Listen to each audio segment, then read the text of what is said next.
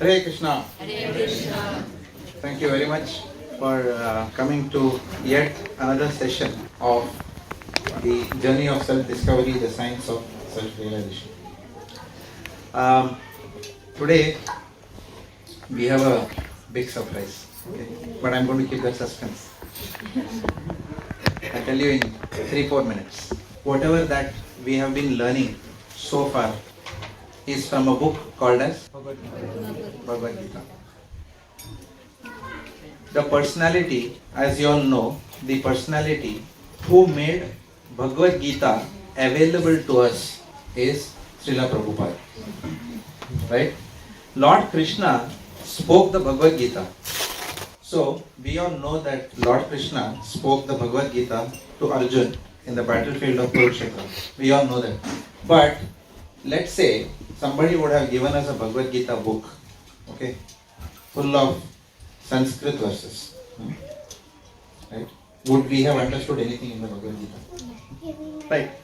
So, the personality who delivered the Bhagavad Gita to our doorstep is Srila Prabhupada, okay, who translated each and every verse of the Bhagavad Gita, word by word, into English. Not only that, but Srila Prabhupada gave commentaries to each and every verse of the Bhagavad Gita, by which people like us, at least me, dull-headed people of Kali Yuga, we could understand the real meaning of Bhagavad Gita. Right? So whatever that we have been able to speak up until now, since last 4 months or so that we have been meeting, is largely the contribution of Srila Prabhupada. Not only Bhagavad Gita, Srila Prabhupada translated all these books which you can see here. The Srimad Bhagavatam, the Chaitanya Charitamrita, there's so many books, right? But there is one more glorious thing that Srila Prabhupada did, other than translating all this and making it available to us. What is that more glorious thing Prabhupada did? He left us next generation of great disciples for all of us, right? In corporate life, we always say that a leader is one who cultivates other leaders before he leaves. And Srila Prabhupada did exactly that. He has given us a next generation of saintly personalities who are carrying on the legacy of Srila Prabhupada with the same verve and enthusiasm that Prabhupada did. It is not very common to meet disciples of Srila Prabhupada. It's not very common, right? These saintly personalities, they visit Melbourne and then they are traveling all over the world. But we are extra fortunate today because we have one personality who is a direct disciple of Srila Prabhupada, who took initiation from Srila Prabhupada when he was so small. This personality is the youngest disciple of Srila Prabhupada in the entire world.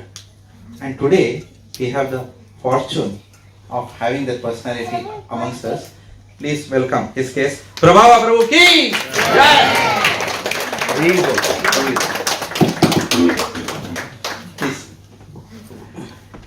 So I was it's a surprise for all of us. It's a pleasant surprise. So today we have the privilege of hearing His Grace Prabhava Prabhu. I am utterly unqualified to do that. All I can do is I can take in this good fortune of His divine presence today in our program, and I will request His Grace Prabhava Prabhu to lead today's class for us, because we were going to talk about the practical applications of Bhagavad Gita, and I cannot think of any better personality than His Grace Prabhava Prabhu to do it. Prabhuji, I humbly request you to please take charge of today's session. Let us welcome His Grace Prabhava Prabhu by loudly chanting 3 times with raised hands. Hari Bol! Hari Bol! Hari Bol! Hari Bol! Hari Krishna. I just did a program at Amit Prabhu's house, a yajna ceremony, and he is meant to come to this program. And so I said, I just want to check it out. What's the program here and how many people, who is. So then here I am. Yeah, like you were saying, Srila Prabhupada, actually everything we have, any spiritual asset we have, it's the mercy of Guru, actually. And that is the attitude of a devotee, is to be thankful. Everything you do, even materially, we are thankful. So the spiritual master's mercy is what we are made out of. So Prabhupada's mercy or spiritual master's mercy, mercy of the Vaishnavas. And like you were saying, the application of the Bhagavad Gita, I was one of the first one to do Bhakti Sastri in ISKCON, Vrindavan Gurukul 1979. And it was very, very strict. So they had 16 kids that joined to do Bhakti Sastri. And 2 weeks later, everybody dropped out. It was 3. It was me, a boy from Indian boy from South Africa, and a boy from America. 3 of us. And it took us about maybe 3 years to finish it. We were doing it really steadily, like scrutinizing each chapters and each verse. And examination of the Bhakti Sastri we did of the Bhagavad Gita. To complete the test, it took me 7 hours because you had to write everything. Plus we were learning English. And Bhagavad Gita key verses, 50 verses. And there was just BG on the number. You have to fill in Sanskrit translation. That's all. 50. Handwriting. The classroom was empty, there was no paper, nothing. So he said, as long as you like, you take your time. And they had everything, questions on the board. My teacher's from Florida. And plus 100 vocabulary, 30 essays. Each essay must be at least 30 lines. And vocabulary was, we had to use one of the word to make an essay and meaning and all using Prabhupada's words in the Bhagavad Gita, no outside words. And this is part of the Bhakti Sastri training. So if you really want to learn this way, it's also, but so I saw the Bhakti Sastri book now, it's quite easy actually, compared to what we went through. So, but the idea is to learn, like Krishna says in the Bhagavad Gita, in the 12th chapter, devotional service, isn't it? So that's the middle chapters of the Bhagavad Gita.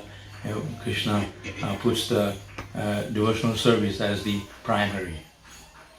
And one who wants to perform devotional service is through surrender. That's the 18th chapter. Krishna sums it up by surrendering everything to me. So when you talk about devotional service, it means surrender.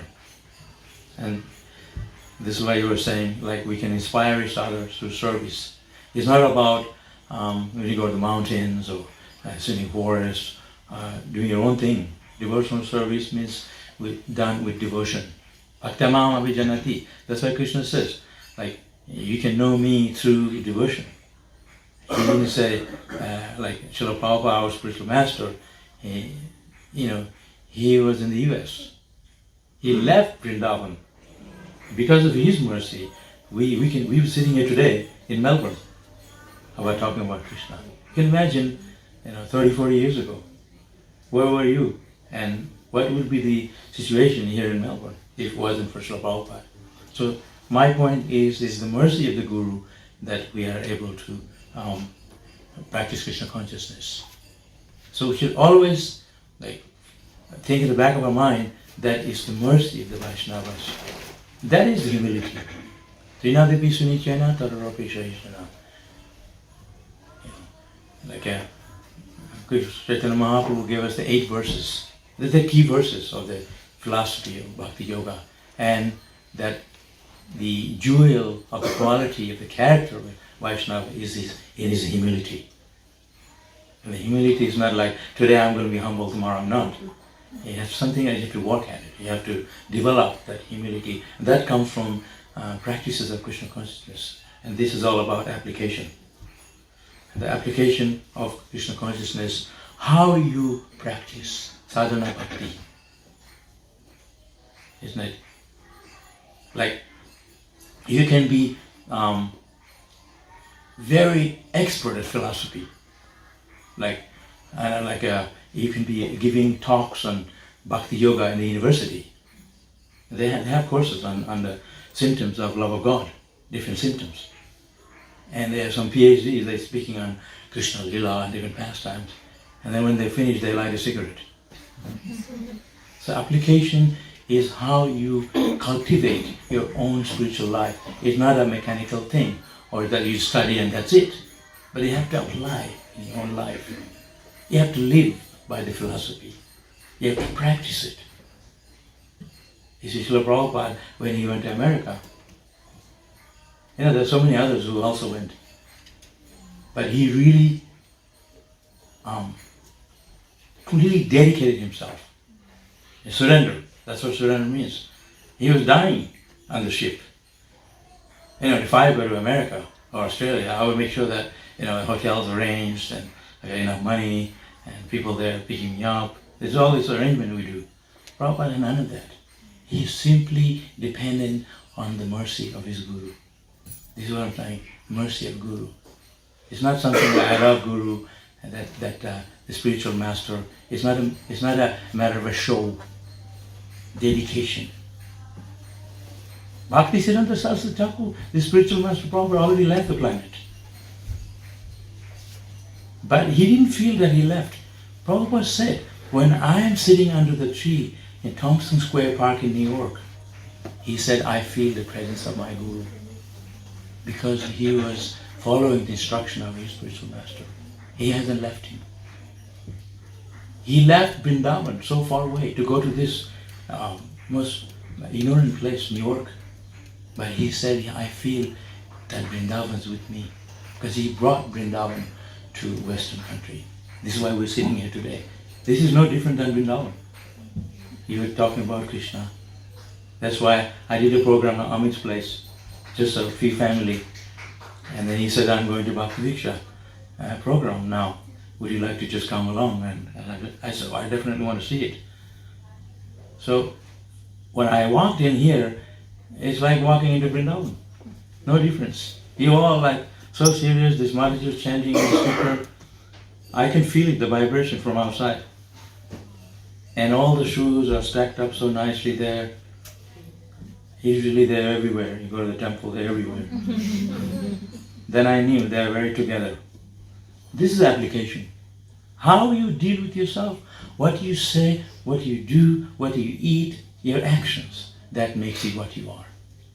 Through your actions, your character. The way to develop the spiritual character, how we practically apply to our own self. Just like if the parents tell, don't do this and you're doing it yourself, that doesn't make any sense. So spiritual life is all about being exemplary. Acharya means one who sets by his own example. Sadhu is one who, Prabhupada used to say, is one who by seeing you want to be like them. Glowing, purity, Sadha, full of faith, full of love, loving. Prabhupada, when he saw people who were in Australia, he saw the elderly people, they're playing the golf. They throw the ball. He was crying. He said, what a waste of life. Do we feel that way? That kind of feelings for others. Sincerity means when you actually really deeply feel in your heart, I really want to share Krishna consciousness with you. I want to be like you. I want to practice Krishna consciousness. So it's the determination. Drihabrata. Krishna says Drihabrata. Determination is when you are sincerely, deeply from the bottom of your heart, you want to practice Krishna consciousness. And I've been now 48 years in Hare Krishna movement. 48 years. I tell somebody, I got initiated in 1975, I said, I wasn't even born. what made me stay here is not, I can't even tell you what I went through in the movement. Hare Krishna movement back then in the 70s and now. It's a big difference. In a way, it was very austere, those days. You know, when I first joined, there's no question of hot water. It's all cold water. We never complained because Prabhupada was there backing us up. And Prasadam, that's which we like so much, there was plate made for everyone according to how much they have. And they got Prasadam, and then you come and get your plate. That's it. There's no seconds, third. Oh, I'm still hungry, I need seconds. Forget it. That was that time. And I went to Gurukul, Vrindavan Gurukul, Mayapur Gurukul. In Vrindavan, 1979, they had if you want to have a hot shower, you have to get up before everyone. They have this electric thing you put in the bucket, right? You may be knowing. Yeah, it's a big trip. So you put that in. Sometimes the bucket's metal, you can get electrocuted if you're not careful. So we put in the plastic bucket and it melted. So in Vrindavan is not a place for enjoyment. We found that out. So they had a well, and the water would come from the well, the machine. So that water is warm because it comes from the ground. So we put mustard oil on us, so it stops the cold. In Bengal they put mustard oil before shower, and so when the water touches you, you don't feel that cold. But it's also healthy. So there was so much trip we went through, and we would go to sleep by 8, 9 o'clock. You had to get up for Mangalarti. The first English word I learned is no Mangalarti, no Prasadam. They had somebody at the main gate of the temple taking attendance. So the same guy would be at the Prasadam hall. We're talking about application. We went through all this stuff. So when we see sense enjoyment in front of us, good food, everything really very comfortable living. You know, people talk about austerity, but they only talk about it. Imagine break the pipe, the ice, and then cold water. 1 second, you're done. But they were doing that. In UK, and in America, they go Harinam in the snow. They boots on. They didn't complain, because they know this is what we are meant to do in human life. To develop love for Krishna. Somehow, it is not meant to be comfortable. It is comfortable, but not. Your attitude should be surrender. Surrender means that's what it is. Guru doesn't tell you to eat, you don't eat. That is the ultimate standard. But Guru is very merciful. They're not going to, when the Gurus come, I eat with them. You saw the other day. First class Pusharo. Prabhu's cook for Manu Maharaj, and we are all sitting there. So many things to eat. And somebody else said, wow, this sannyasi, they're eating so many things. So there's no austerity in spiritual life. But soon or later, we have to cut down eating, sleeping, so much. That's what Ekadashi means. The day when you meditate on Krishna, chant extra rounds, read Prabhupada's books, eat less. It's meant for Krishna. So human life simply also meant for Krishna, to develop love for Krishna, to go back to Godhead. This is the ultimate goal of human life. Swartha gatim hi Vishnu. Swartha, your success in life, your aim of life, is to ultimately attain Vishnu, Gati, the goal. So sometimes we know so much, but we forget. We forget what we are doing, what is the purpose. Like if you know so many things, rules and regulations, for the sake of knowing it. No, you actually have to practice it, what you study. That's why we talk about application. Otherwise, over your head. You know so much, but so what? If you're driving and he had a sudden accident, everybody said so many things except Krishna. Isn't it? How were you thinking of Krishna? Somebody said to Prabhupada, oh, sometimes I remember Krishna. And sometimes I'm in Maya. Most of the time I remember Krishna. Prabhupada said, sometimes you remember Krishna, most of the time you're in Maya. Isn't it? So, even behind Maya is Krishna's energy. If we learn to see everything as Krishna's energy, it's all Krishna's. That is Krishna consciousness. Like I was saying, this Prabhu, Amit Prabhu at their home. Oh, show me God. We don't need to go that far. Rasaham apsakuntaya. When he is so thirsty, all he wants is water. You drink a cup of water. So Prabhupada said, when you drink water, think of Krishna. Krishna is the taste of the water. That's how you see Krishna. You see Krishna through service, through devotional service. You cannot see with your eyes, but Shruti Dhara. In India, in Bengal, they have speaker, big writing says Shruti Dhara, hearing. So you have to hear. You hear about Krishna means it has to sink in. Not just goes here, up the other ear. That's not hearing. Hearing means following what Prabhupada said, following what Krishna says. So when he talked about application of the Bhagavad Gita, why did Krishna says at the end, Sarva Dharman Parityaja, surrender unto me, give up? He said so many things right from beginning. Second chapter he said, Dehinasmin jata dehe, vasam chijinane jata vihaya.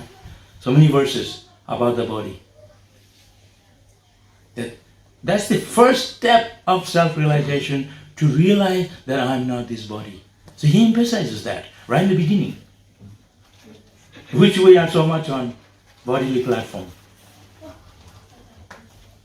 So if we think I'm this, I'm white, I'm black, I'm American, I'm Indian, we haven't reached that platform yet. We still identify ourselves. So sometimes people, they write down the rules and regulations back of the door to remind themselves.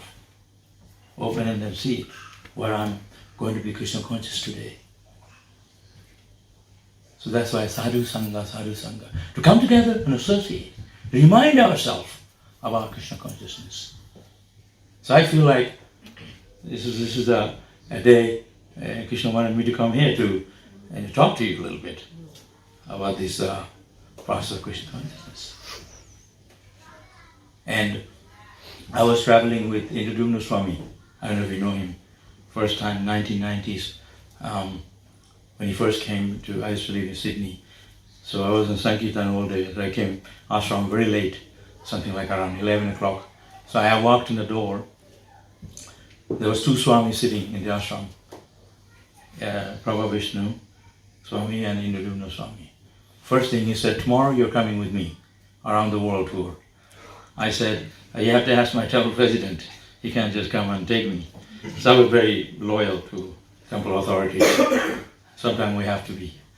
So then he was sitting next to the Australian GBC. He said, he's a GBC. So he looked at me and said, he goes to water with him. I said, okay. So I was with him, New Zealand, America, Europe. 3 years I traveled around the world. This is what we're telling about, around the world. And the reason why I'm saying this, so I told Maharaj, because I was coming from Australia, because the standard of Prasharam is very good quality. So I told him, the day you tell me not to eat with you, I'll leave. That's the condition. Because you travel, I play with Danga, you require a lot of energy. So I was in Russia with him. Prasharam Russia means, you would not be in the temple like this. So he said, today you're not eating with me. You have to eat with the devotees. Next day I packed my bag. I was gone. I was serious because I saw what they eat was like, it's too much for me. They had khichdi. It's just like liquid with oats. There's hardly any dal. You couldn't get dal. That's in the 90s. Oats and some water And I said, wow, I can't live with that. So I packed my bag, I left. And that was it, 3 years later. So, if we here in Hare Krishna movement looking for enjoyment, that's not the place. You can get what you want materially, but you're not going to get bhakti, even though it's there. We are slipping away with the name of prasadam. So you have to see what we are here for. Those Russian devotees, they never complain. They had those Maharajas, they have their babies in the back and they go on book distribution all day, freezing cold. That's surrender. That's application. We talk about it sitting in a very comfortable room, and you talk about austerity and this principle, that principle, and then we have a samsas prasadam afterward. You know, the Russian devotees are going to laugh at you if they came here. So, when you have everything going for you, but there's one person came to Prabhupada and in Vrindavan, and he was saying, Prabhupada, how do I get your mercy? Swamiji, please bless me.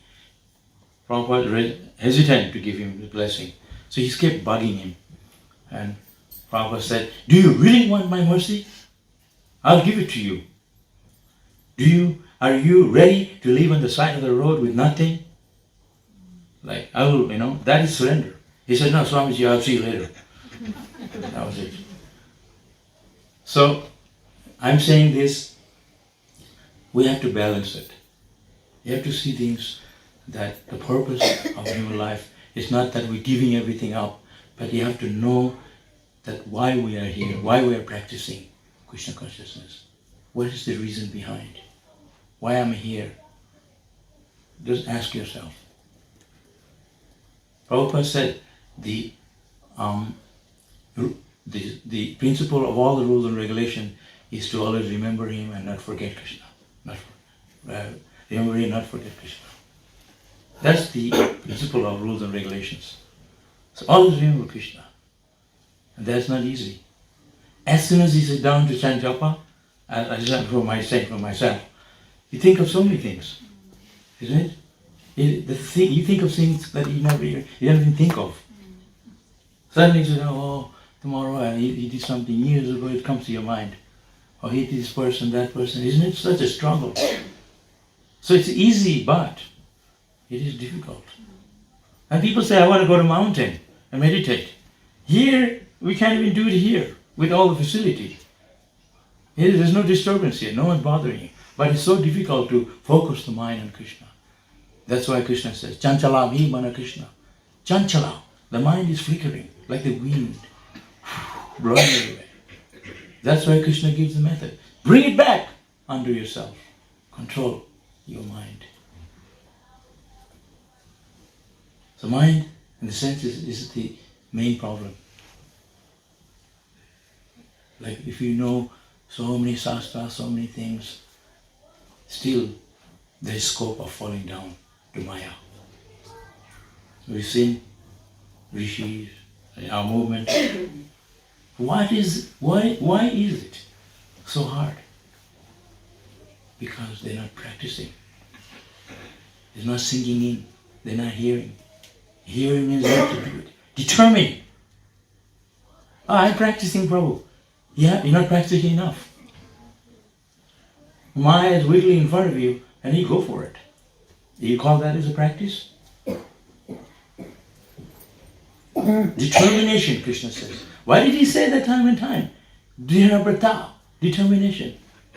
Because that's what it takes to sense control, disciplinary actions, application of the process of devotional service.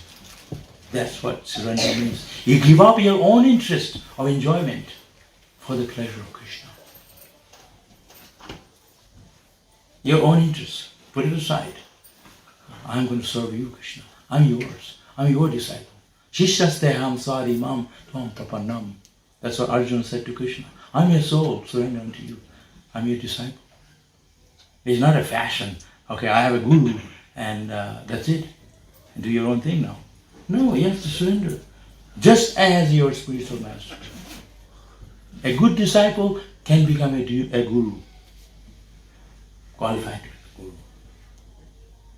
So we are here today to chant japa, to cultivate Krishna consciousness, practice spiritual life. That's what human life is for. Human life is meant to go back to Godhead, to the spiritual world. Prabhupada always gives the example of people in a hotel. You don't start to move chairs around and start painting the wall because you're going to live forever in a hotel.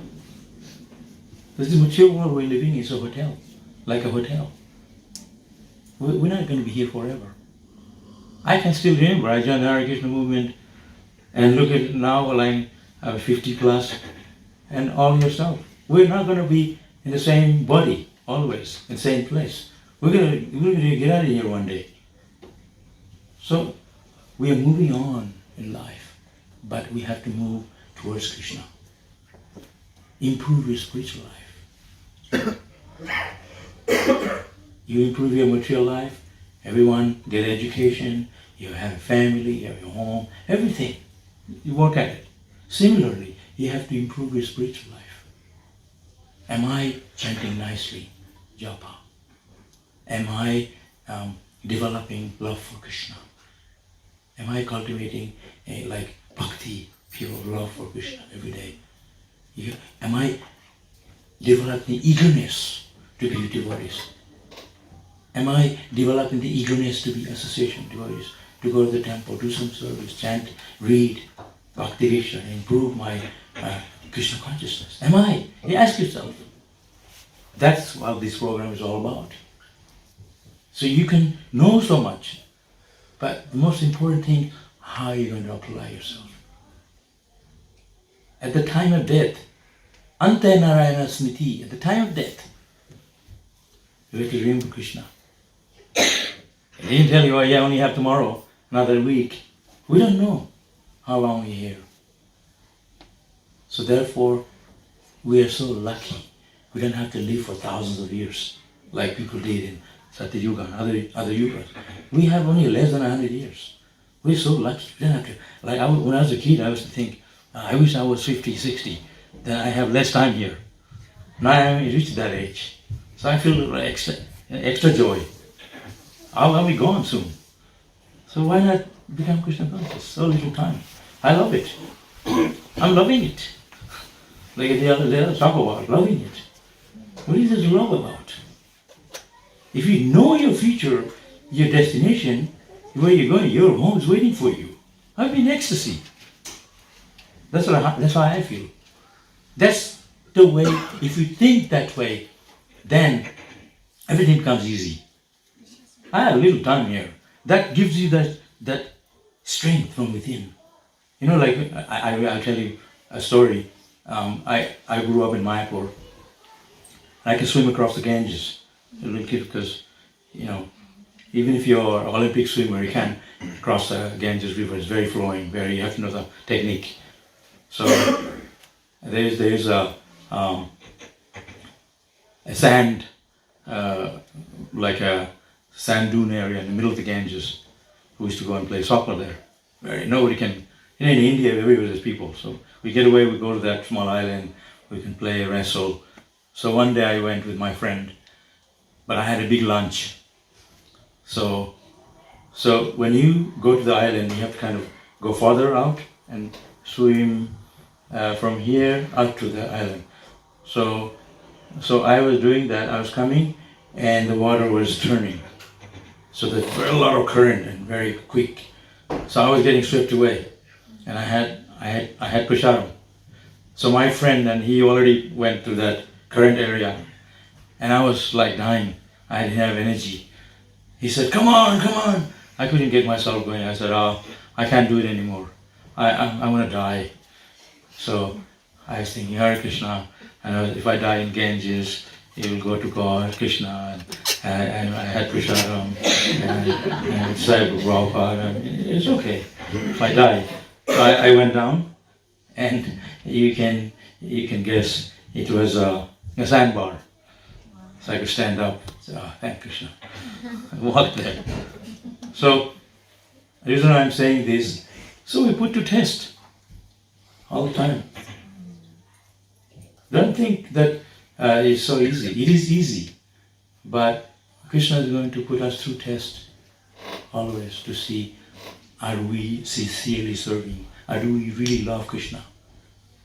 Or we love your, food and everything. Krishna didn't deny anything. We can accept material things, but you have to see Krishna on the side. Okay? See Krishna in everything. Then it becomes blissful. I'm 57. I can dance more than any of you here. If you ask me to. Have you seen it? Jump this side. The next morning I have to massage my back. I didn't tell you about. The thing is, everything works in your inner energy, inner feelings. Even if somebody who's not Krishna, they'll tell you that. It's your mind strength, your inner strength. That's true. We got our energy from Krishna, but you have to have that determination. You have to hear. If you don't hear what you're talking, sit down and hear. What is the problem? Sit down. I know there's one Maharaji comes to the temple. It's summertime nearly. During the summertime, he's wearing a lot of clothes. Summer's coming. The winter's coming. And wears so much. And I told her, go and sit in the class. You're sitting outside, just go and sit in the temple. And I didn't see her for some time. She took off. She's only coming for breakfast. So I told her, this breakfast is only for devotees who attend the class. She got upset, but I told her, and the next time I saw her, I said, you don't have to sit, but you can take a shot. But so my point is, there's nothing wrong sitting here. You listen a little bit about Krishna. So we have a tongue, we have the ear, we have eyes. Utilize this body in serving Krishna. With the eye, seeing the beautiful form of Krishna. With the ears, hear about Krishna. Like somebody says, bolo kya? Like we all want to hear. So have that eagerness to hear about Krishna. So much topic about Krishna in the scriptures. So I can tell you so many stories, about my experiences in Krishna consciousness in the Hare Krishna movement. This we have our spiritual master, your spiritual master, Jayapataka Swami, right? Radhanath Swami. The Jayapataka Maharaj is a very prominent person in ISKCON. And we used to do drama. I used to travel to Malaysia in the 80s. Because I used to go back and forth to Australia and India. And he said, why don't you stop off in Malaysia and spend some time there with their devotees? They're having some issues in the temple. In Ritwik that time in the mid-80s. So I stayed there every time, 6 months. So Maharaj was visiting. So we did a drama, a play. Banu Maharaj and then Jayapataka Maharaj. So in the drama I was supposed to be a Mayavadi, impersonalist. And he's supposed to kick me. Wake up, you Mayavadi. So he kicked me. 20 years later he said, sorry, I have to kick you. So many years later. I didn't even remember, it's your mercy. Kick me again. So we need sometimes a good kick to remind ourselves. We don't kick each other, but somebody else will kick you, your wife or maybe Maya, who knows, you're your boss. Maya is always there kicking us, but we need them, so we're humble to them. But be humble in front of Vaishnava, be humble to Krishna. Always be thankful, be respectful, and Krishna is always there for such devotees. Tukaram, there is a great devotee in India, Tukaram. He used to take bath in the Ganges and every day in the morning, and one day the dacoits, they spit on him. You know the story? 10 times, and he didn't say anything back. He went back and took bath and came back again. After 10 times, they surrendered to him. They're testing his Krishna conscious platform. So sometimes we have been tested. Are we getting angry, getting jealous, all the demons sitting in our mind and heart? Are we acting on it? Are we giving in? So there's so many things we need to see ourselves. This is how we know, am I becoming free from lust and then greed and anger and so many other desires sitting in our heart. Hanuman, he opened his chest and the Sitaram, Lakshman in the heart. That famous picture of Hanuman. So if I ask you to show him your chest, you probably don't want to show because so many things are under there. Cover it. So we need to keep our heart so clean, our mind clean, for Krishna to reside in the heart. That's why you want to talk about purity as a force. So it's Bhakti Sastri, Bhakti Vaibhav. Ultimately, all the principles is this principle of remembering Krishna. It's here to hear about Krishna. Shinvadam Sukatam Krishna. To hear about Krishna. Sakata Krishna. It says in the 11th chapter of Bhagavad Gita, my devotees, they're conversing one another about me. Those are the key verses in Bhagavad Gita. So when you have time, sit down and read Bhagavad Gita. I had one devotee, he used to carry cards, different shloka on the card. He put it in his bag, whenever he has time, take out and read. Now of course you have phone, this is long ago. So this, every way you can be Krishna conscious if you want to. The technology is there for us to remind ourselves. They have the e-book. Okay, you don't want to carry Bhagavatam with you. Okay, e-book. All there. So many ways. And Srila Prabhupada was here. We didn't have this facilities, so much advanced modern technology. You can hear, I only learned English recently. I couldn't understand what Prabhupada used to say. Prabhupada wanted all the Gurukul boys to sit right in front of him. I said, what for? Because I didn't understand what he's saying. He said, if you're able to speak, even if you don't understand, it has the same effect. So we sat there, I was sleeping. My face touching the ground. I heard, Srimad Bhagavatam class ki. And then I got up. Prabhupada never discouraged us. He said, you guys sit in the class, even if you don't understand. Now I can understand. And when I got initiated, they told me, you have to tell Prabhupada the 4 principles in English, not Bengali. I said, okay, I'll try. So I had 4 principles written in paper. I was studying all day and night. No intoxication, no gambling, no illicit sex, no meat eating. I can say it top of my head now. So I had it written down. They called me. I was 9 years.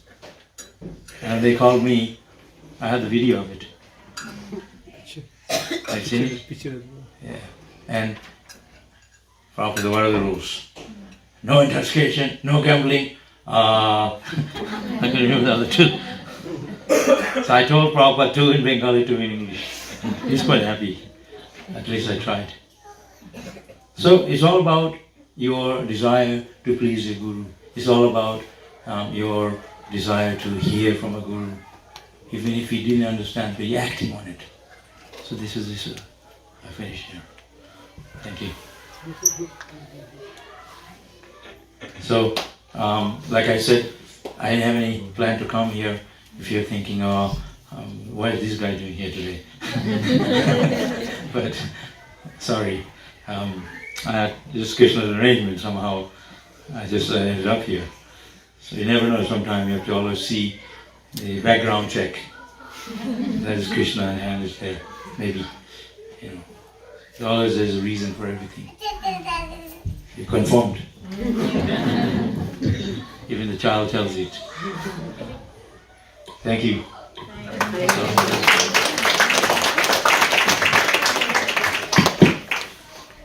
Prabhuji, would you be able to give us half an hour more of this, if you don't mind? Half an hour more. More, if you don't mind. Is that okay with you? Yeah. Because we were going to start the practical applications of Bhagavad Gita, and we are very fortunate that it started with your good self being here. We couldn't have had a better example of this than yourself. So thank you very much, Prabhuji. In the practical applications of Bhagavad Gita, I don't know whether you all remember from your notes, Bhakti process, the process of Bhakti Yoga has got 9 divisions, okay? Out of which the top 3 are Shravanam, Kirtanam and Vishnu Smaranam. Shravanam means hearing, Kirtanam means chanting. Chanting, as I mentioned last class, could be chanting which is our own internal meditation, which is called japa, or chanting which is loud chanting, which is called as kirtan, where you sing the holy names, right? And then eventually this leads us to Vishnu Smaranam, thinking about the Lord in whatever activities that we do. Like Prabhuji was so nicely mentioning that we can understand Krishna's presence even through the taste in water. That's called as Vishnu Smaranam. Looking at everything and seeing God everywhere. That's the state of perfection. Now, when it comes to Shravanam, hearing, there are 2 types of hearing. One is, for example, Bhagavad Gita and Srimad Bhagavatam. What is the difference? Bhagavad Gita is what Lord Krishna spoke. So Bhagavad Gita is very instructive in its nature. So Krishna is, giving instructions to Arjuna on how to live this life, how to do our duties, right? And what is the supreme duty of every human being. Whereas Srimad Bhagavatam is about Lord Krishna and his devotees. That is the difference. Bhagavad Gita is the teachings of the Lord and Srimad Bhagavatam is about the Lord and his devotees. In Padma Puran, Parvati is asking Lord Shiva a question. She asks, what is the highest worship? So Lord Shiva kindly answers Parvati ji by saying, Aradhanam sarvesham, Aradhananam sarvesham, Vishnor Aradhanam param. Out of all the worship, the highest worship is whose worship? Lord Krishna. And who is saying this? Lord Shiva is telling Parvati, right? But after that he says the next 2 lines. He says, Tasmat parataram devim tadiyanam samarchanam. Which means higher than the worship of Lord Krishna is the worship of Lord Krishna's devotee. Because it is only through devotees that we get access to Lord Krishna. So now coming back to our topic of Shravanam, hearing.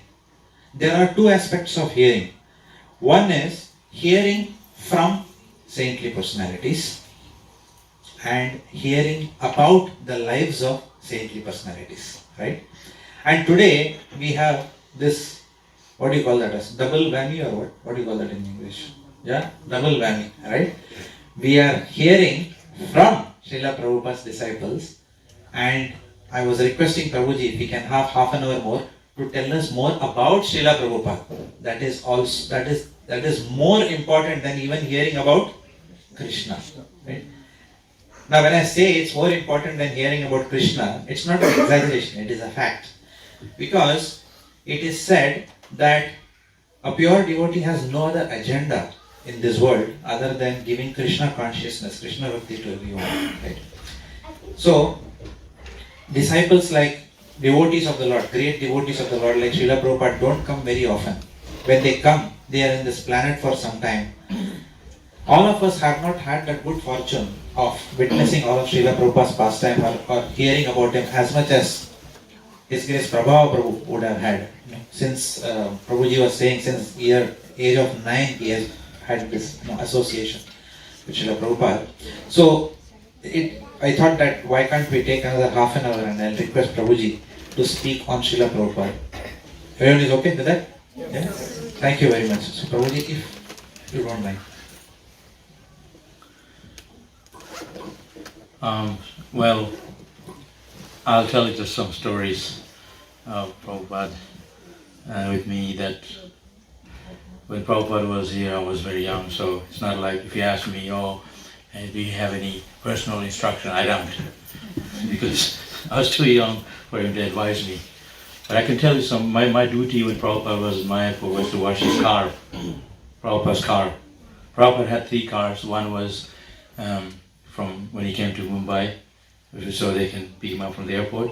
Another one in Delhi to Vrindavan, and one in Mayapur from Calcutta. So it's a brand new ambassador.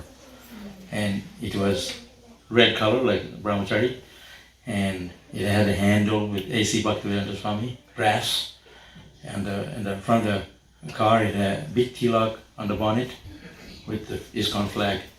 So my job was to clean the car, spotless. I loved it because Prabhupada's car. And I would clean it like, it takes 1 hour, I did 5 hours because I'd clean it again and again. And the brass handle, shiny. You can see yourself with tilak on. But it's so. And when Prabhupada would go somewhere, would, yeah, Prabhupada, behind, he would drive off, we would follow. We just run behind him. And, it was I can't even begin to explain to you when Prabhupada was here, the mood of Srila Prabhupada was so unique. It's like being here when Narad Muni or Brahma or someone like that. Prabhupada was here. And when Prabhupada was giving a class, and he was looking in one corner whole time, talking and looking. So one devotee asked him later, why are you looking in the corner so much when you're giving class? He had to find a time when he can ask him that privately. He said, because Narad Muni was visiting, I had to look at him. So, didn't you see him? Like, we can't see. So Prabhupada was, he was not ordinary. Demigods were coming to visit him, talk with him. So when I got initiated, I forgot to tell you, I probably told you before, I walked up at the age of 9. Who gets initiation at the age of 9? Not today especially. You have to go through this many papers before you get initiated. Somebody was just complaining to me. So like, I have to do this test, that test. I say, yeah, otherwise you're going to dump your karma on the Guru. It's good you learn everything nicely. So when I walked up, Prabhupada looked really curious. He said, and he was looking around, and he said, where is Bhavananda? Where is Japataka? Because Japataka Maharaj is the one who recommended me. So he was looking for him. And I was praying deep in my heart, remove them from here. But they weren't around. So Prabhupada said, he's too young. And so I saw him, he closed his eyes. Like literally closed his eyes, just for a few seconds. And maybe he was conforming with Krishna. Should I give this guy initiation now, this boy? Then he opened his eyes and said, never mind. And he asked me what are the rules. So Prabhupada was, when you talk about Prabhupada's mercy, he was very merciful. It's not like your age, it's according to your character, who you really are in a past life. And he can see that. He can see who you are. Sometime when Prabhupada was speaking, different devotees, they had questions they would ask Prabhupada, and they answered. Prabhupada answered them. He said, Prabhupada, he already answered me. He could read everyone's mind. And one time Prabhupada was putting tilak on the 10th floor. He said, you guys go down there, wait for me, I'm coming. And Prabhupada, when they all went down there, Prabhupada was already there before them. How is that? He was the mystic. He was Siddhi, perfection. He had everything. But at the same time, Prabhupada was so loving, so much full of character. So, we are from Indian background, we are familiar with sadhus. You go to Vrindavan, Rishikesh, you see sadhus everywhere. But Prabhupada is not that type of sadhu. He is a very unique sadhu. He was traveling, he went around the world 13 times, something like that. Around the world. I went 3 times around the world, and I had enough. And Prabhupada came to Perth in Australia, and he said, I want to preach, bring me someone. He was so desperate. He had people, we had to arrange program for him, to visitors. He said, I want to preach. And there was no one around. So they brought one person. And Prabhupada preached to him for 2 hours. He didn't say a word. And then he left. Prabhupada said he was haunted.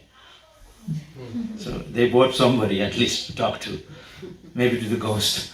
But Prabhupada this is Prabhupada, so determined to preach. And the very first time I saw Prabhupada, because I was very young, and I was born in Shantipur. Shantipur is a place near Mayapur, very special place. And we used to have one sadhu come to our village and do bhajan every day. Not every day, once a week. He would come door to door and sing bhajan. There's an instrument called ektara. You heard of ektara? It's like in one day. It's very popular. So and he had such a good voice. And we all the kids were like, we couldn't wait to him to sing. We all village would come, all the kids would be, like start singing, we want to hear you. And he would sing, and after some time he lost his voice. So somebody cursed him or something, they said, because they were jealous and he lost his voice. This is how they talk in the village. Anyway, so when I met Prabhupada, and I thought of that sadhu, like we used to visit in the village, but Prabhupada was not like that. He was surrounded by Western people, white people, and but he looked very concerned, how he can help the people, how he can help the people around him. He looked always very thoughtful. So in the temple room, they have the Vyasasan facing the deity, even here in Melbourne, all the temple.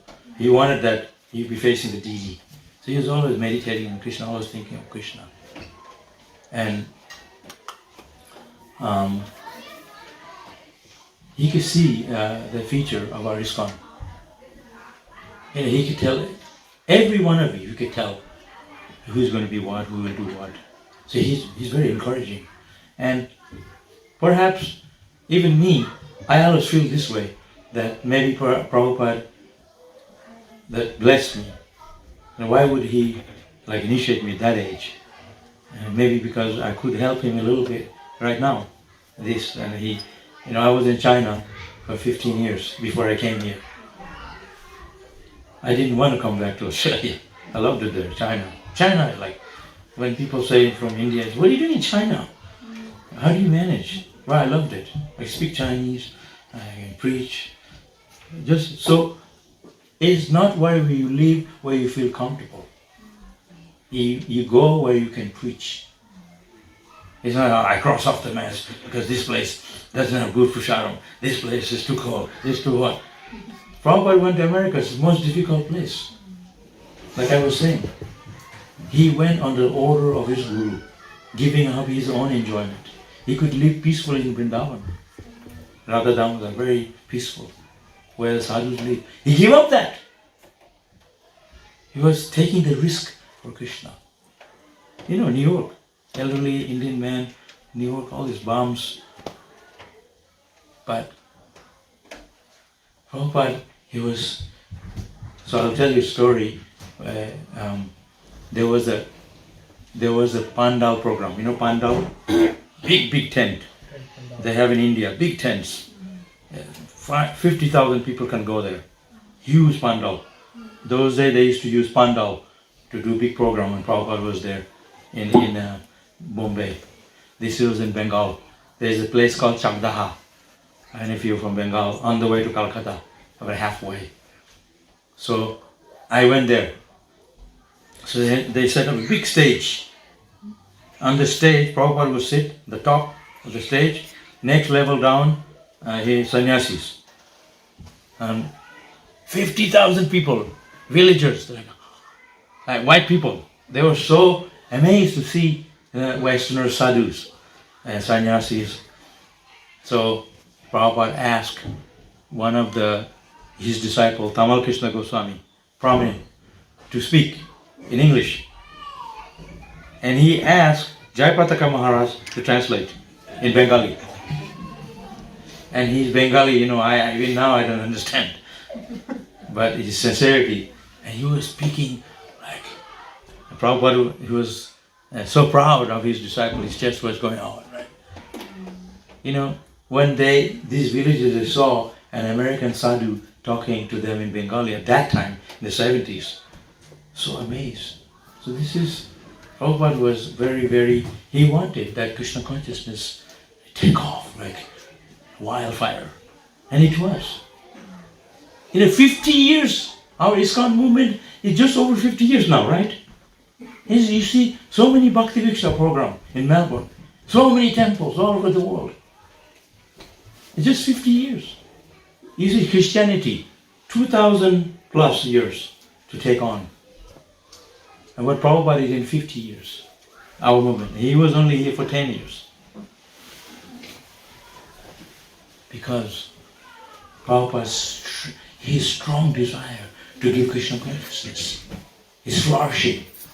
It's going to flourish even, he said, this movement, Hare Krishna movement, will continue for 10,000 years. That's a long time.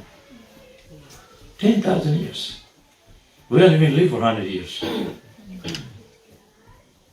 So, and he said, I'm only here for a short time. He said, it's all over you to do this, what I taught you. Don't think you are from India and you already know. That is not the right attitude. Just be humble and pray to Krishna. Srila Prabhupada, Chaitanya Mahaprabhu, Lord Ramachandra, Lord Nrsimhadev, all the avatars, they appear in Bharatvarsh, India. How lucky we are to come from the same place. Prabhupada wanted to preach Krishna consciousness in India, not in New York, because he went there because his Guru Maharaj wanted. And so his desire is fulfilled. Our movement is full of Indian people. It's not that, well, where's Westerners? He started in America. We're not this body. Krishna consciousness is going full on. That's what we want to see. That's what will please Prabhupada, is spreading Krishna consciousness. More temples, more books, more devotees. This spiritual world is three-part vibhuti. 3 parts of the material creation is the spiritual creation. Material world is only one part of Krishna's creation. This is one part. When you walk down Swanson Street, wow, everybody is karmi, non-devotee. How are we going to preach? But that's only few people who are not devotees. Spiritual world is 3/4 of Krishna's creation. All are devotees. They wake up, Haribol, flying in the sky. Hey, Haribol. Everyone's devotee. So don't be discouraged. You cannot be the enjoyer. Prabhupada used to cry to see conditioned soul in the world are not serving him. He had to develop that kind of compassion. So when I saw Prabhupada first time, my duty was to go down the road. In Mayapur, there's a Bhakti Siddhanta road. He said, you go there, when you see Prabhupada's car, you wave the red flag like this, so we can see you, and we'll all get ready. So I went there. This big banyan tree, and the road will curve that area. It's big banyan tree. It's a very hot day. I went there, and in India there's so many banyan trees. Very hot day, very hot now. You just want to sleep because it's so cooling under a banyan tree. I don't know ladies, but men used to in the field and stuff. So they used to wake us up really early in the morning, 3 o'clock. I was always sleepy. So I said, have a quick nap here under this banyan tree. The Papa wasn't coming, waiting. Because that time is very village life type. So not many vehicles were coming. So hours went by, Prabhupada wasn't coming. So then I said, I had a red flag. So I laid down. And just nodding off, laying down, I heard a sound. Hey, wake up! Prabhupada is here. That was Tamil Krishna Goswami. So they had 3 cars. The Prabhupada's car was in the middle with the flower. And so I running behind Prabhupada's car, wagging the flag. Prabhupada's coming. So they got ready there. And I got to the gate. And they had 2 kirtan groups. And my job was, did I tell you before? It's amazing. We had 2 boys, me and Dorkadish, that's boy from America. We had 2 baskets of rose petals. So when Prabhupada would walk, we are both sides, one left, one right.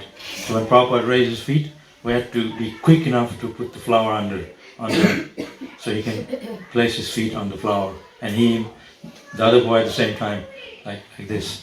We have to be coordinating, and as soon as he raises his feet, put the flower all the way from gate to the temple. Just like amazing, you know. So it's not like you're asking me like, oh, do you have any special like instruction? I don't have special instruction, but I did a lot of service for Prabhupada.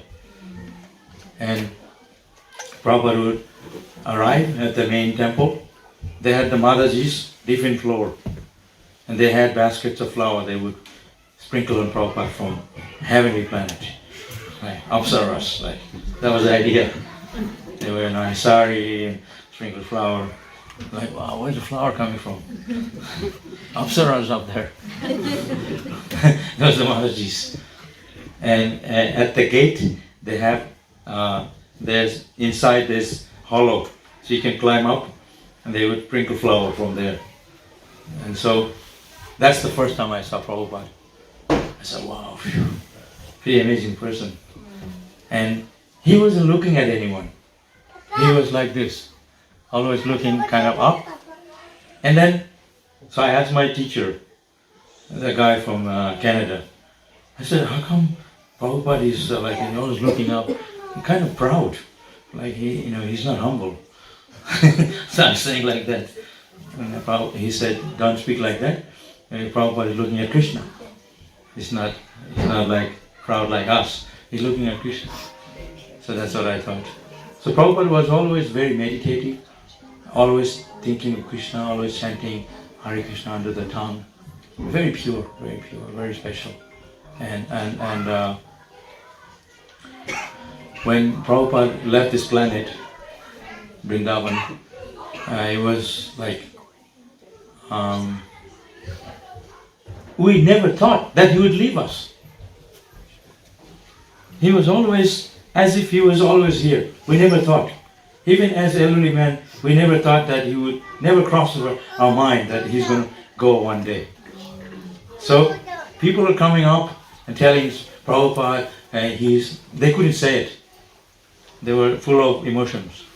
So one by one, everybody couldn't say it. We figured it out. And one sannyasi, Subhak Swami, he said, Prabhupada last night left the planet very strongly. So we didn't feel that Prabhupada actually left us. So he's here in his Bani instructions. He's in the books.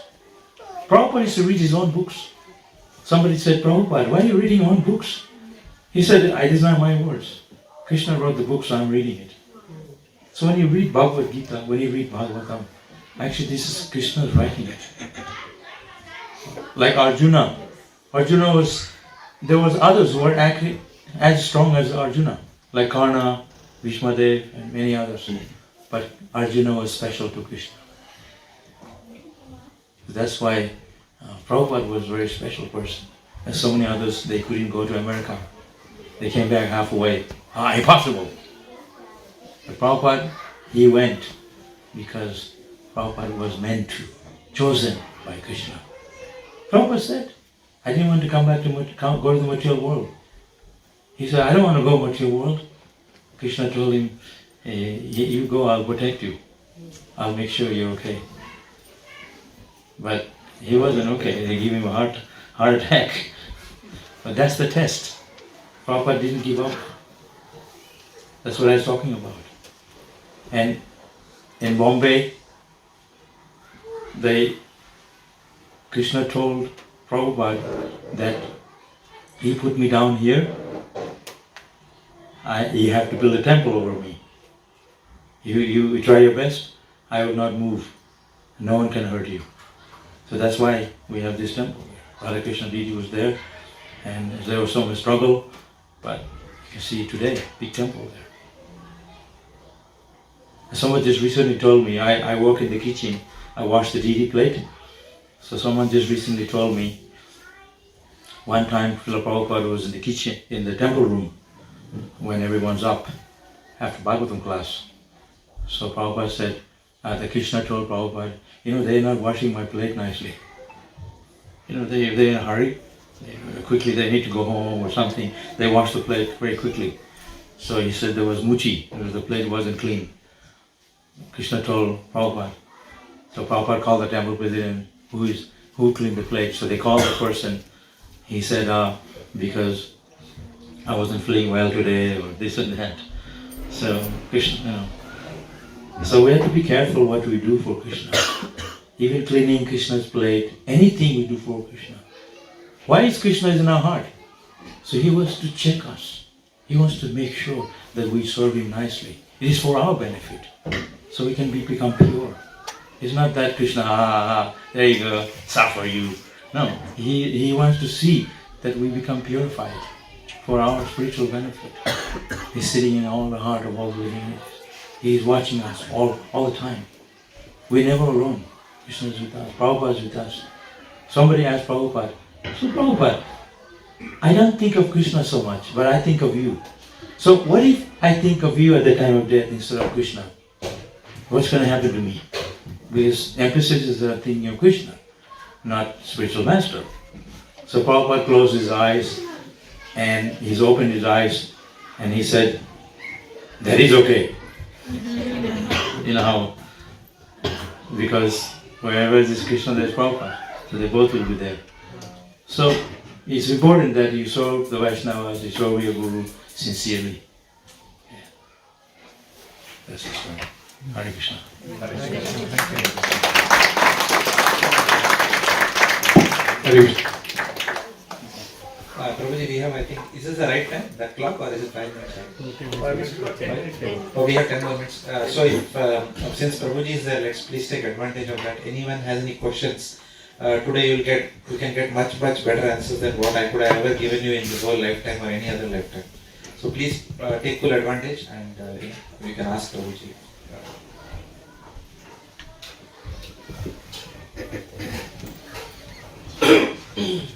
Hare Krishna. We have been in the class probably for the last few weeks now that why good things happen to bad people and bad things happen to good people. The answer Prabhu gave was that it was karma from our previous lives, previous births, and from this life that is causing those bad or good experiences to good bad people. The question is, an example is if someone is a good person and they're getting bad experiences, but why are they doing bad things? One is a bad experience, one is bad deeds, despite being a good person, despite being in Krishna consciousness. Why? On the spot. It's not that I know the answer, but I'll try to answer you what I heard from the devotees, the same question they have asked.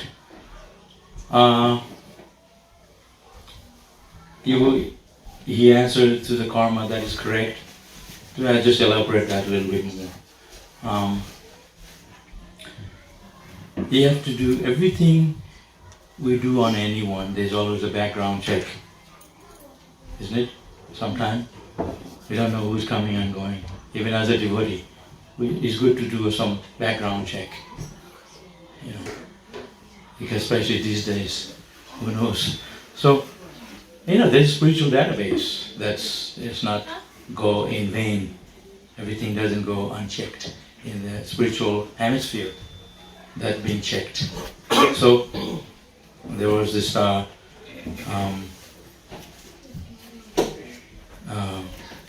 story about Prahlad Maharaj.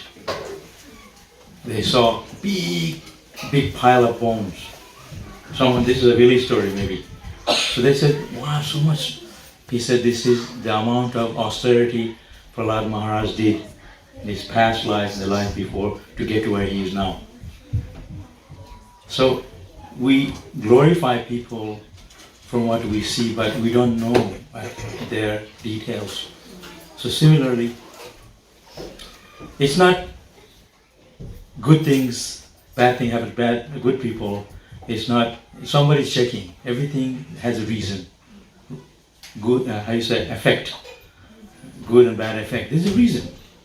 If we make a mistake, we do good check of the airplane before it takes off. All the check, the wheel, everything working fine, everything. They take like hours before takeoff. So much check up. Still there's accident. Isn't it? Krishna made the mosquitoes, there's never accident. So, all those people sitting in the airplane, we don't know what kind of people they are. They're all good people sitting there. Gone. So, sometimes the karma brings them together. And they like you see sometimes some Indian guy, like from us, we marry some Russian, we never saw them before, some American. How does that happen? Where's the connection? So we don't know. Karma brings them together. Same for death. Same for bad things. There's always a reason. Don't say, karma, can you explain it? Oh, you can talk to Yamaraj about it. They'll explain it. But what is the reason why a good person who's getting bad experiences from the previous births of this birth's karma, they're still doing bad things? They have a thing about reincarnation. There's a film on reincarnation. This person had very, very bad headache. So they did a regression. In a regression, they go into people, they do regression. They can go back to life. So that person was killed with a hammer. But that's karma. Yeah, that's karma. But my point I'm trying to bring is that even now, something we do or feel is that we brought from before. Like we dream of it now, that we don't think of it because that's coming from before. Or you're doing something, you have a thought that like you were walking on water or some very flying dream in the body. How is that? It's because maybe you're a yogi before, you used to fly. I had flying dream all the time before. So I consulted, they said you were a yogi before. I said, I don't believe that. But okay, depends on your belief. It's a fact. Every day sun rises and set. It's not dependent on our belief. It's a fact. So this religion is not religion, it's a science. I like it or not. Beyond the wall, I can't see it. We go to the ocean, you can't see New Zealand, Fiji. But they exist. So it's not question of your belief or seeing. It's a science. It's like a GP. It will tell you. So we have to see according to Guru Sadhu Sastra, what the Gurus are saying, what the scriptures are saying. They don't make a mistake. So it's a question of our understanding the concept of the philosophy in a deeper way, deeper understanding. So it's not something bad happens to a good person. How good are they? Why is it just happening? But the question is not about bad experiences. The question is about bad things they are doing. Bad things. I could be a good person. I've done bad things in my previous birth. I'm getting all the bad experiences now because of my previous days. Okay. I'm into Krishna conscious now, but I still, as soon as I walk out of this place, I might kill someone. Okay. So why am I killing someone despite being in Krishna consciousness, despite getting all the bad experiences, but I'm still doing bad things despite being a good person? Okay, so two things. One, we're talking about analyzing or practicality. Now, that is going to be your problem, or it's not like karma or whatever. Still, there are three types of people. We're talking about hearing. You hear and you don't do it. So much better. Second person, they learn by experience. They get beaten, they see a chor kamara on the roadside, manic, like I don't want to do it. Third, if they do it and they do it again, they never learn. So the thing is, we're talking about determination. If we know it, why do we do it? So that impetus from within, that's what we are training us. We are here to teach you. That's why we're here. Our mind, Bhaktisiddhanta Saraswati Thakur said, our mind, we wake up, we have to beat the mind with the shoes, one at a time. At night with a broom. So there's so many issues. It's not that you go out, you kill someone. It's because you're listening to your mind. So that's why Krishna said, Chantal Harimanat Krishna, mind is so strong, it can drive us nuts. This is why he emphasizes how to control the mind. He said, think of me, become my devotee. This is why we have this program. So we have to be strong with ourselves to not to listen to the mind. Don't give in. Don't give in. Then, go for it. No, don't give in. Always think, consult, read the books, associate, ask questions like you are doing now. We'll tell you. Don't do anything before you asking. Extension to that question. I'm into Krishna consciousness. I've surrendered to Krishna. I'm doing bad things. I'm a good person. I'm still getting bad experiences. All good. Why is Krishna, because I've surrendered to him, why is he not stopping me from doing those bad things? He's stopping. That's why he has the program. Okay. He arranged this. Yes. I'll give you an example. Probably look like it would be, I don't think I'm wrong, but I'll just give you an example from Bhagavad. Would it be reasonable to say that all the Pandavas knew about Krishna's reality, who he was? Can we say that? They knew? And all the Pandavas, they knew who Krishna They know was? he is God, yeah. Yeah, okay. And they would have surrendered him to him? They already surrendered, his associates. Okay. So during the Dyut Krida, when they were actually doing all those bad things, and eventually their eldest brother ended up putting their wife on stake, why didn't Krishna stop him from doing that thing when they... You mean Duryodhana? No, Yudhishthira put his wife at stake, Draupadi. Despite him being the bhakt of Krishna, he surrendered to Krishna.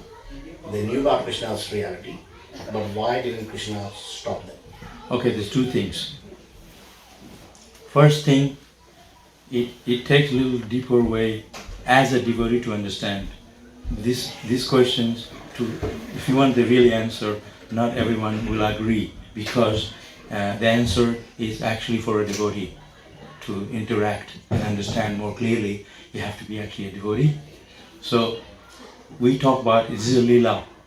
It's part of the lila. Yes. This taking place. If that didn't happen, there would be no battlefield, many things. Okay, so this is part of the lila, that this interacting. Because just like in the drama, you get ready, you fight, but it's not reality, but it's a drama. So this is all happening as a lila. Then there's this Kurukshetra war, then Dharma Ketta, Juda Ketta, that Glani Bhavati Bharata, when Krishna appeared to relieve the world from demonic forces and establish a dharma samstapana. So that's been happening from that, only from that. Because then they take revenge and Pandavas are victorious, and that's what Krishna says. So this was arranged by Krishna to like a lila. We understand that way. But if you criticize that, that's not going to help the answer. So to understand clearly, Gina, we have to be humble also. To understand spiritual things, one show to me. That's not the way. If you want to go see Prime Minister, you have to be humble. You have to apply. And then through the channel, you can see him. They will, okay, your time now. You can talk to him, see him. So similarly, everything has a reason. If we can, like you were asking, we are giving the answer. This is how we know it.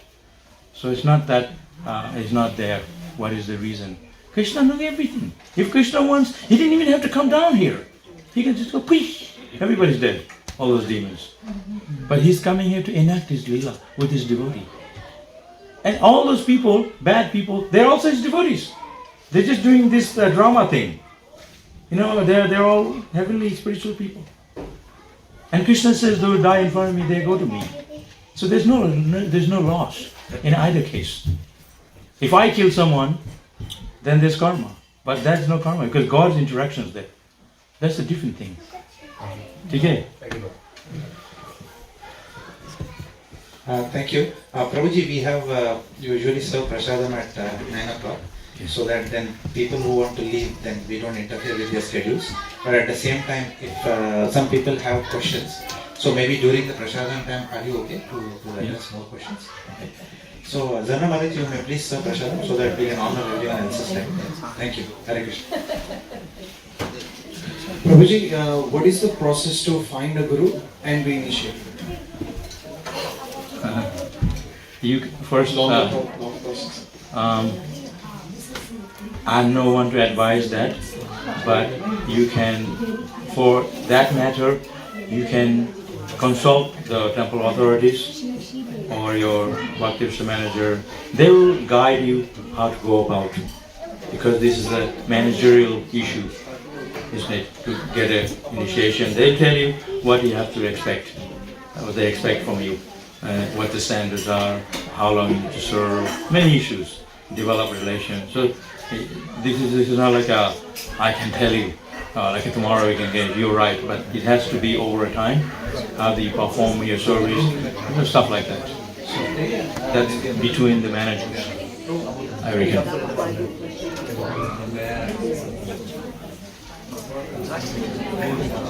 Prabhu,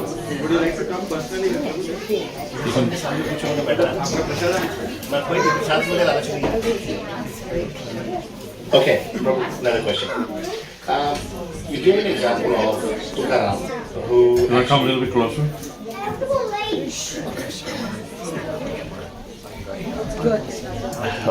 You gave an example of Tukaram, who actually was stabbed on by dacoits 10 times, and he did not retaliate or he did not act. And eventually, it was like Lord Krishna was testing him, and then eventually all the dacoits they surrendered all until he come. I'm fine. The question is, how do we, as average human beings who are in this sinful world, and we are, as a result of our previous sins, we are here. How do we determine how to act in a given situation? Now, in Kali Yuga, that situation could actually happen to us. Someone stabs us, for example. Someone could be saying bad things about Krishna to us. Okay? Someone could be saying bad things about the religion. Someone could be saying bad things about our temples. If someone says that to us on our face, let's say telling is one thing, but doing those bad things, slapping us, how do we determine Krishna is testing us or Krishna is not testing us, and how should we decide how to act or react? Okay, you are doing that thing now yourself because you're consulting with me. So this itself answers the question that you're asking, because since you're asking this question, because you also want to know, inquisitive. So similarly, we don't take things matter into our own hand. That's first thing. Second, a Vaishnava,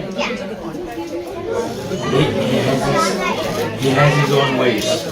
Not his own ways, but he follows Guru Sadhu Shastra. What is proper thing to do? He doesn't protest about himself, because that person is not criticizing God. He's just on to himself. So he didn't take offense himself. He's very tolerant. That's the character of a tolerant. So now, in this case, because he's so tolerant, Lord Nishingadev is going to appear in next month. So you know the story of Prahlad Maharaj. Prahlad Maharaj is similar, very tolerant. And when his father was killed by a school, Lord Nishingadev asked, "What do you want from me?" He said, "I want to simply see my father liberated." So that's his compassion, ultimately. Yeah. He's his father. Even though he tried to kill him in many ways. You know the story. Yeah. So similarly, the Vaishnavas they don't protest. They don't take matters into their own hands. They depend on Krishna. But why is that?